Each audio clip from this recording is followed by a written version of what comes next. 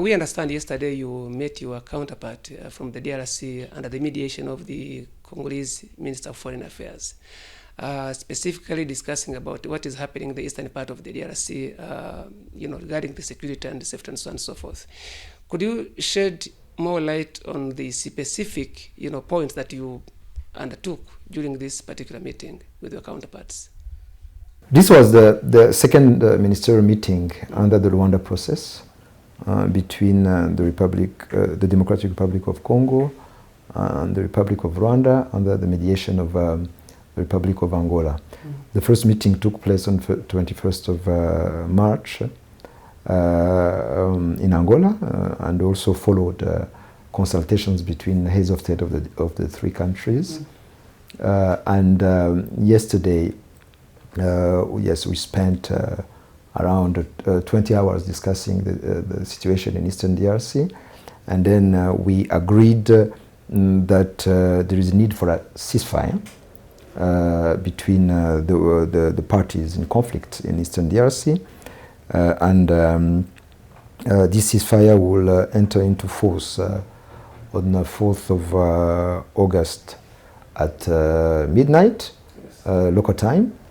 Which we chose 4th of August because it came after the end of the humanitarian truce that was announced by the United States. Yes. So we want a kind of continuation, and this ceasefire will be monitored by an ad hoc mechanism reinforced by intelligence officers of the three countries, Angola, DRC, and Rwanda. And then after that, these experts will also meet very soon to discuss other pending issues in order to find sustainable peace in Eastern DRC. We understand that the warring parties in DRC is actually the government of the DRC and the M23 forces. It looks like though the M23, which is in question, the DRC's government is put aside. And therefore, the question comes like, what the essence of such kind of ceasefire when actually one of the potential actors is not involved? It's not the first time that it happens, because you are now at the second ministerial meeting. There was a first in March, but there was also even a summit, I think, before. But the Luanda process is a process of states. DRC, Rwanda, and Angola. And what we agreed is a ceasefire of the warring parties in Eastern DRC. And then what we will do as a signatories of this agreement is to ensure about its implementation. First through the ad hoc mechanism that I was talking about, but also to use our influence in order to be sure that this agreement will be implemented. But most of all, it's not the Luanda process will not be enough. It's not the only process, because there is also the EAC-led Nairobi process, process of the East African Community, led by His Excellency President Uhuru Kenyatta, and this process is a process that goes at the root causes of the crisis, because there is a military track and a political track. The political track provides for a dialogue between Congolese parties, the government of Congo and the groups, armed groups in Congo, because we always talk about the M23, but there are more than 250 groups in Eastern DRC, armed groups in Eastern DRC. So we have that political track that needs to be pursued. And then we have a military track that was important, actually that was successful in the past, recently, because when the EAC regional force was deployed on the ground, there was a ceasefire for 6 months, from March to September 2023. But all of a sudden, the president of the DRC decided to expel that force, because for him it has not an offensive mandate that he would have wished. So we have there is this process that is important, the EAC-led process of Nairobi, which is complementary to the Rwanda process. And even in the outcome document of yesterday, we agreed that the two processes should go hand in hand because they are important for a sustainable peace in Eastern DRC.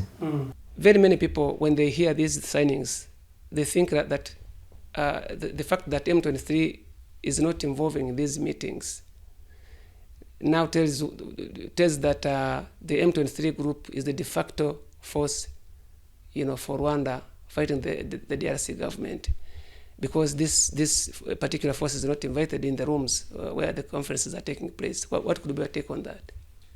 They are misguided because, as I explained, the situation is very simple.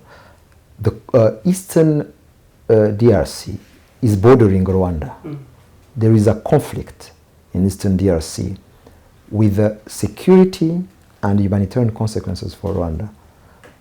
There is that FDLR force that not only was not disarmed, but also what is embedded in the Congolese forces. That force had regularly launched attacks against Rwanda, against Rwandans. So we are affected by this crisis. There is also a humanitarian crisis with more than 100,000 Congolese refugees. We want that situation to be addressed.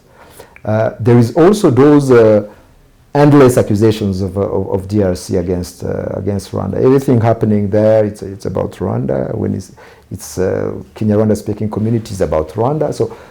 So this is how the idea of the Rwanda process came, in order to appease, to ease the tensions between the two countries. And then we had agreed as countries of the region with the mediator to have a ceasefire, and then to have a mechanism to ensure its implementation. And I think it's important for all actors, the warring parties, because the ceasefire is between the warring parties. It's important for the warring parties to understand that, and then to contribute also positively to the resolution of the crisis. Maybe the last question. So now that the warring parties have signed the ceasefire, do we know the way forward? What the process entails in the way forward after the ceasefire has been, signed? Soon after the entry into force of the ceasefire, there will be a meeting of experts of the three countries, Angola, DRC, and Rwanda. Mostly intelligence officers, intelligence experts, but also other experts like military experts, even diplomats, to discuss about pending issues. There are still pending issues that were already flagged in the last meeting of 21st of March, about mostly about the neutralization of the FDLR and the disengagement of forces.